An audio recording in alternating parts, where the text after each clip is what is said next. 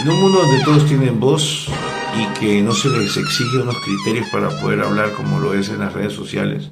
terminan acribillando distintas disciplinas y creo que una de ellas es la salud y para ser más específico la salud mental, ya que a través de estos altavoces mediáticos como las redes sociales hablan profesionales que no tienen la suficiente formación o peor aún, personas que ni siquiera tienen los criterios necesarios para hablar sobre salud mental y empiezan a hacer recomendaciones. Veo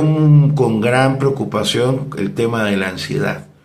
y empiezan a hablar que para poder reducir los síntomas y los signos de la ansiedad se necesitan hacer un montón de cosas, un montón de pasos como correr, caminar, leer. Te quiero decir que la ansiedad altera la percepción de la realidad y que lo que el individuo necesita es todo lo contrario, es una pausa, es empezar a ir a un especialista que lo ayude a organizar un montón de ideas y que muy probablemente requiera incluso una medicación para poder estabilizar las condiciones y sus sensaciones para que allí sí pueda empezar a hacer modificaciones de vida. Cuando hablamos de ansiedad, incluso menos es más. Entonces tenemos que dejar de romantizar que con el ejercicio, que con la lectura, que con la música, no. Muchos de estos síntomas parecen ser otras cosas, como un infarto, tienen miedo existenciales, tienen pánicos agudos. Estas personas que sufren los síntomas de la ansiedad pueden incluso, depende de la agresividad de estos síntomas, estar completamente disociados. Hay gente que cree y confunde que los factores depresivos son las primeras causas del suicidio y todo lo contrario, se obvia síntomas como la ansiedad. La ansiedad es un factor determinante en los procesos suicidas también, porque la ansiedad, los síntomas de ansiedad terminan modificando la conducta, modifican la forma en que este individuo se relaciona con otros. La ansiedad puede hacer que perdamos trabajo, la ansiedad puede hacer que perdamos relaciones afectivas, que nos desvinculemos de nuestra propia familia, que tengamos conflictos económicos, porque la ansiedad, una de estas características conductuales es que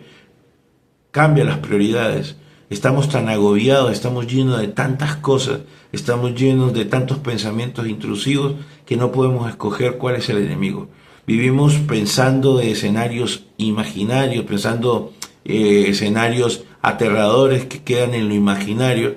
pero no vemos la realidad. O sea, el ansioso, la persona ansiosa tiene una percepción tan drástica de la realidad que vive peleando con molinos de vientos, que vive peleando con monstruos que no existen, que las cosas reales de su vida que deberían tener, como las relaciones, como lo laboral, como su salud, quedan en segundo y tercer plano. Entonces dejemos de hablar de que la ansiedad se resuelve de una manera simplista y sencilla, no. La ansiedad es un fenómeno que surge consecuentemente de una percepción viciada de la realidad, una percepción donde empiezan a aparecer objetivos inalcanzables, donde nos proponemos metas inalcanzables y la suma de todas esas frustraciones termina generando este pensamiento desalentador, de fracaso, de autopercepción errada. Entonces, lo que hay que empezar con estos individuos es aterrizar sus vidas, hacerles entender que sus vidas, y eso no lo debes de hacer cualquiera, debe estar en terapia, se debe de individualizar esta percepción, pero en estado genérico, voy a hablar de manera general, debemos ayudar a estos individuos a que reconozcan que los objetivos de su vida son otros, empezar a objetivizar su vida, empezar a planear su vida, pero no con un montón de desafíos, sino con pequeños desafíos. La ansiedad empieza a mejorar, es decir, la ansiedad empieza a reducirse, los síntomas ansiosos empiezan a reducirse en el momento en que el paciente puede descansar, que el paciente puede dejar de sentir todas esas psicosomatizaciones corporales, empiezan a ver un poco mejor la vida y muchas veces todos estos síntomas no se van a reducir si no hay un acompañamiento farmacoterapéutico. Por eso la ansiedad es un tema complejo como para hablarse a la ligera. Incluso este mismo tema, al hacerlo yo también estoy incurriendo en un reduccionismo. Pero lo que quiero no es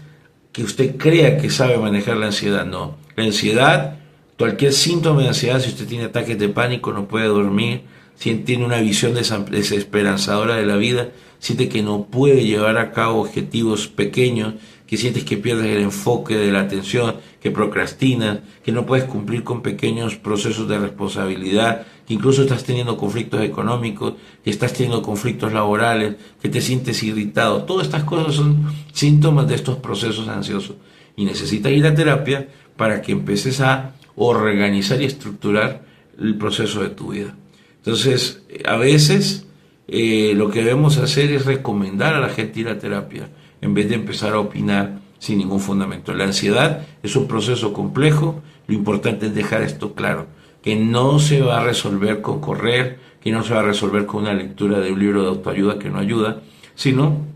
que se necesita un abordaje individualizado, y ese único